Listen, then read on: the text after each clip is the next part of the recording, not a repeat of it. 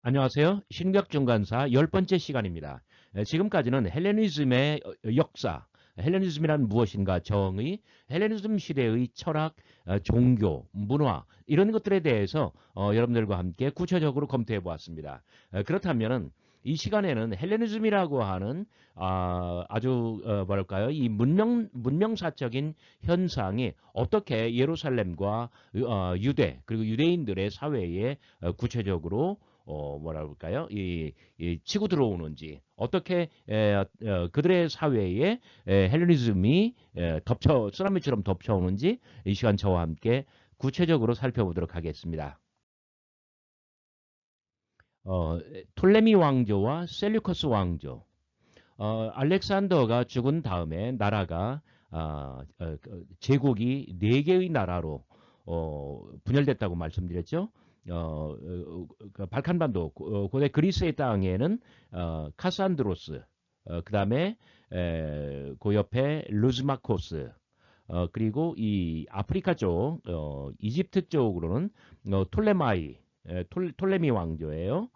그다음에 가장 넓은 땅, 그러니까 터키의 동부와 그다음에 지중해 쪽으로 쭉 내려와서 이쪽 팔레스타인 쪽, 이 팔레스타인 최남부까지, 그다음에 동인도에 이르는 이 가장 거대한 땅을 셀류커스 왕조가 차지합니다. 자, 잘 보세요. 그래서 알렉산더 사후에 이 시리아 지역, 이 두로, 시돈 뭐 이쪽이죠. 그다음에 여기 안디옥 이쪽까지는 셀류커스 왕조가 차지하고 그리고 이 이집트 시내반도 쪽으로 해서 아래쪽으로는 톨레미 왕조가 차지합니다. 여기를 그 셀류시드라고 부르기도 하고요.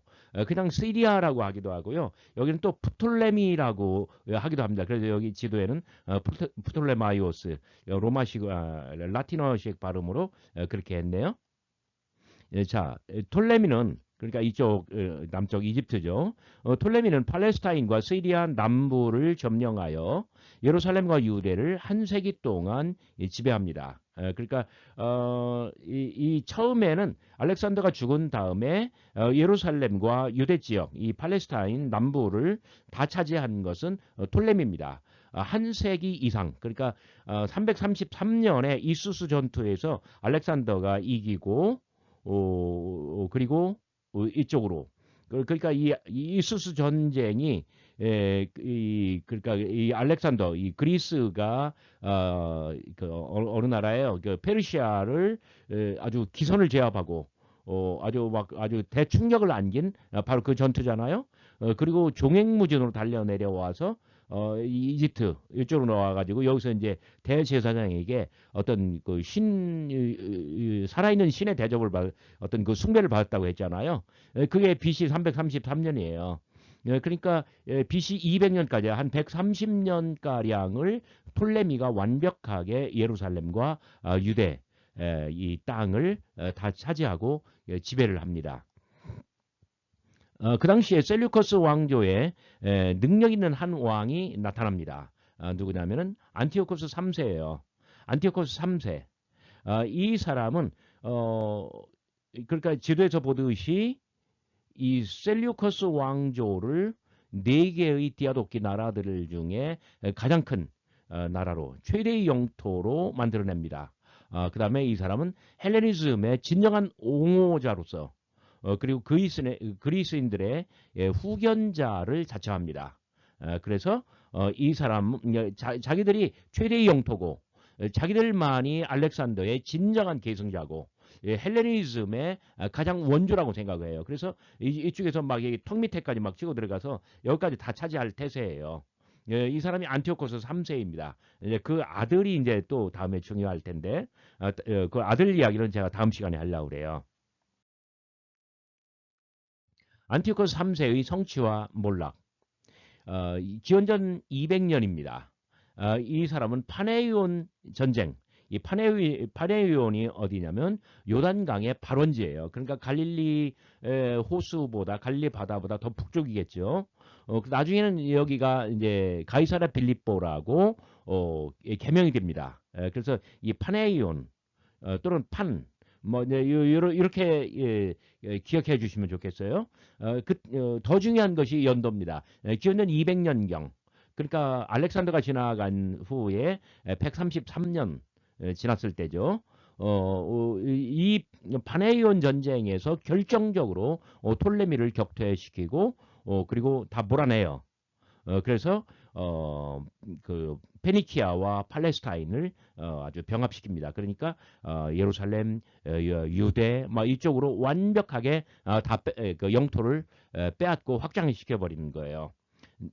이제 그러면서 자 여세를 몰아서 소아시아를 정복했고 마케도니아를로 진격할 수 있는 교도부를 확보합니다. 곧 이제 이 마케도니아 그러니까 발칸반도 쪽까지 또는 고대 그리스까지 다 이제 다 들어먹을 그런 대세예요.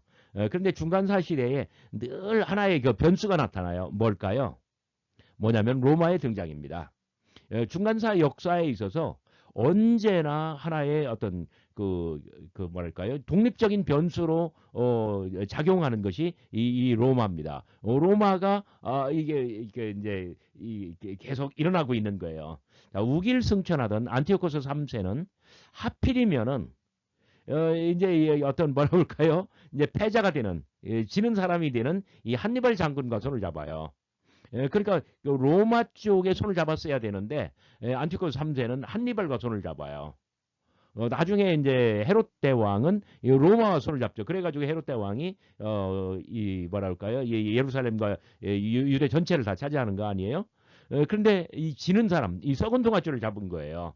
그래서 로마의 미움을 삽니다. 그래서 190년, 10년 후죠. 200년으로부터 BC 190년 그는 마그네시아 전투에서 패배하면서 이제 몰락의 길로 들어서게 됩니다. 그래서 이 사람은 12년 동이나 아주 정말 말할 수 없이 거액의 어떤 전쟁 배상금을 물어내야 했고, 그리고 어떤 뭐랄까요, 이 고륙지책으로 예루살렘 성전을 털어서 거기에 있는 금, 은, 기명, 옛날에 느부갓네살이 그 털어갔잖아요. 근데 그것처럼 이 사람도 이것을 털어가려고 털어서 해결하려고 했지만, 그러나 또 3년 후 BC 187년에 암살됩니다. 이제 그러면서부터 자, 이것이 이제 바로 뭐냐면 예루살렘과 유대 사회의 어떤 역사의 격동, 그 서막이 되는 것입니다. 자, 그렇다면 중간사 연구의 의미는 뭐냐면 예루살렘과 유대에는 톨레미 시대 때는 아주 원만했어요. 아무런 문제가 없었어요. 톨레미는 마치 페르시아와 마찬가지로 예루살렘과 성전, 그다음에 유대 자치령 이쪽에 굉장히 많은 자유를 주었습니다. 그래서 아무런 문제가 없어요. 그런데 기원전 200년 셀리우커스가 들이닥치면서 안티오코스 3세 셀리우커스의 왕이죠 당대에 그가 들이닥치면서 이제 성서의 땅은 요동치기 시작합니다. 중간사 연구라고 하는 것은 이 안티오코스 3세 셀류커스의 도래 이후에 팔레스타인 유대인들의 삶과 역사적인 경험이 어떻게 바뀌었는가. 그래서 그러한 결과가 무엇인가, 어떠한 영향을 끼쳤는가. 이 어떤 기원전 200년부터 이 셀류커스 왕조, 다른 말로 하면 셀루시드 왕조가 지배하면서 어떻게 유대인들의 삶이 또 유대인들의 역사가 유대인들의 종교가 아주 획기적으로 변하면서 아주 대혼란을 겪게 되는지 이런 것들을 연구하는 것이 바로 중간사 연구의 의의라고 말할 수가 있습니다. 유대교와 헬레니즘 그러니까 참 이게 영어로 할 땐 주더이즘 종교로 번역을 해요. 그래서 유대교예요. 그러니까 헬레니즘 근데 이건 또 이 문명으로 사람들이 해석을 해요. 좀 헬레니즘을 문화와 문명으로 생각하는 것처럼 이 주더이즘도 유대교를 중심으로 한 유대인들의 모든 일상생활, 문화, 유대인들의 모든 것 그렇게 좀 폭넓게 생각하면 더 좋을 것 같아요. 자, 팔레스타인 유대인들은 역사적으로 이 주더이즘과 헬레니즘의 두 가지 경험을 갖게 됩니다. 그렇다면 주더이즘은 무엇입니까? 시오니즘과 포로기요한 그러니까 페르시아가 그 뭐랄까요? 이 바벨론으로부터 제국을 접수하고 알렉산더가 그러니까 다 차지하기 전이죠. 그때 바벨론 포로들을 유대인들을 다 돌려보내줬잖아요. 원하는 사람들 다 가라고 남을 사람들 남고. 그리고 예루살렘과 예루살렘 남쪽으로 유대 땅에 자기들의 그러니까 뭐랄까요 바벨론에게 포로되기 이전에 그 어떤 질서와 그 모든 것들을 회복하도록 허락을 해줬잖아요. 그래서 스룹바벨과 예수아가 귀환했고 느헤미야와 에스라가 귀환했고 그래서 이 스룹바벨이 제2 성전을 지었고 예수와 이런 사람들이 이제 어떤 느헤미야 이런 사람들이 예루살렘에 성벽을 쌓고요.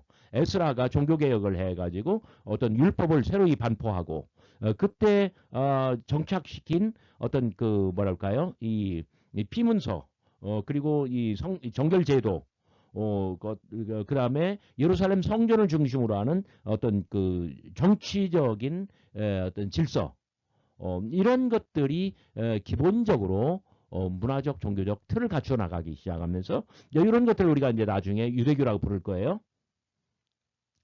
근데 헬레니즘이라고 하는 것은 알렉산더 대제 이후에 톨레미와 셀류커스를 거치면서 톨레미 130년, 셀류커스 그다음에 예수님 오실 때까지 대략 또 한 230년 이렇게 거칠 거예요.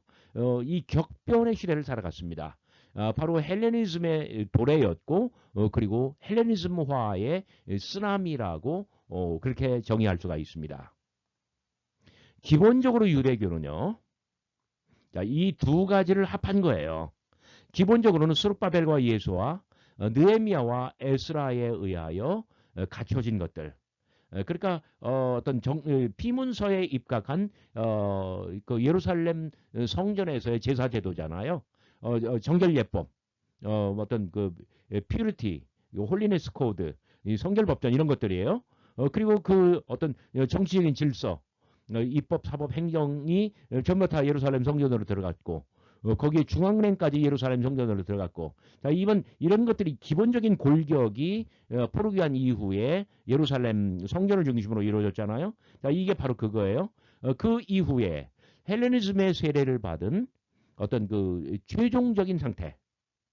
그래서 유대교는 이 헬레니즘의 바다에 떠 있는 유대인들의 삶과 문화, 종교에 대한 어떤 총체적인 현상이라고 말할 수가 있습니다. 그래서 우리가 주도이즘, 유대교라고 말하는 것은 이 헬레니즘을 배척한 헬레니즘을 빼낸 것이 아니라 헬레니즘의 바다 속에 있는 그리고 그 이전에 헬레니즘 이전의 어떤 골격이 헬레니즘의 바다에 아주 침몰해 있는 것, 헬레니즘을 기본 전제로 한 것이라고 여러분들이 그렇게 이해를 하는 것이 가장 정확한 유대교에 대한 이해입니다. 신도시 건설과 새로운 이웃들. 헬레니즘화의 가장 두드러진 것은 신도시 건설과 혼합주의라고 말씀을 드렸습니다. 그렇다면 신도시 건설에 대해서 잠깐 살펴볼까요? 알렉산더 살아 생전에 이미 사마리아가 그리스 식민지로 건설되었습니다. 그러니까 신도시 건설이 알렉산더 생시까지 거슬러 올라가요. 그러면 기원전 막 333년, 기원전 320년 그 사이잖아요. 이후 톨레미 셀류커스 왕조를 거치면서 헬레니즘적 도시들이 많이 신도시로 건설됩니다. 신도시 건설은 주로 옛 도시들을 새롭게 개발하는 것이었는데 페니키아 해변에는 톨레마이어스, 이게 이제 나중에 아코예요. 그 다음에 얌니아, 이게 지금 텔아비브 옆에죠. 그 저 남쪽으로는 아시켈론, 우리말 성경에는 아스겔론이라고 나와 있어요. 그 다음에 가자. 이런 게 페니키아 해변, 옛날 블레셋 땅에 이런 것들이 도시들이 건설되었고요. 갈릴리 바다 남동 쪽에는 이제 데가볼리라는 큰 지역이 있는데 데가볼리, 데카폴리스, 데카는 열이라는 뜻이죠. 폴리스는 도시이죠. 10개의 도시예요. 가장 대표적인 것들은 펠라, 나중에 예루살렘 교회가 유대 전쟁 직전에 여기 펠라로 이주해요. 그러니까 갈릴리 바다 바로 남쪽이죠. 그다음에 그 필라델피아, 미국에도 필라델피아가 있죠. 그다음에 가다라, 스키토폴리스, 베샨, 그다음에 셀루시아, 거라사. 가장 큰 도시가 스키토폴리스하고 펠라입니다. 이게 갈릴리 바다 그 남동 쪽에 있는 10개의 도시들 중 대표적인 도시들이에요. 이 10개의 도시들을 인위적으로 그 신도시로 헬레니즘적 도시로 새롭게 다 만들어 놓았다. 나중에는 헬레니즘주의자들이 예루살렘마저 그리스의 도시로 만들어 버릴 것입니다. 자, 이들 도시에 마케도니아인들과 그리스인들도 함께 살았습니다만은 주로 헬레니즘화된 셈족, 시리아인, 페니키아인, 아랍인 그리고 말할 것도 없이 유대인들이 거주합니다. 가장 많이는 유대인들이겠죠. 그러나 외국에서 온 이러한 사람들이 함께 살았다는 점이에요. 그러니까 우리가 생각하는 것보다 아주 훨씬 더 많이 이 팔레스타인 땅에 이렇게 신도시로 건설되는 이런 새로운 도시들은 어떤 국제적인 도시가 되었고, 그리고 유대인들만 사는 것이 아니라 이방인들이 굉장히 많이 사는 그런 국제적인 환경이 조성되었다는 점을 여러분들 기억해 주시기 바랍니다.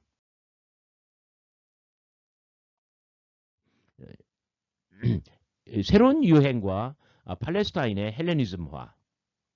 자, 헬레니즘적 신도시에는 극장, 목욕탕, 경기장 등 이제 그러니까 뭐 짐나지움 막 이런 것들이 막 생겨요. 그러니까 경기장에서는 그리스식 운동 경기가 개최돼요. 나중에 예루살렘에서는 제사장들이요 우통을 벗고 거기서 레슬링을 해요. 막 얼마나 이게 아주 흉측하고 징그러운 일들이에요. 그러나 제사장들이 그걸 먼저 한다니까요. 예루살렘에서도요. 축제 때 식사는 사람들을 희랍적인 풍습에 동화시켜 버립니다.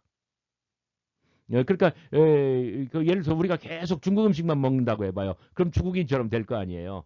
그래서 어떤 신도시 헬레니즘적 신도시의 어떤 축제 때는 헬레니즘 문화가 아주 거세게 이거 선전이 되는 그런 프로파간다가 되는 것이죠.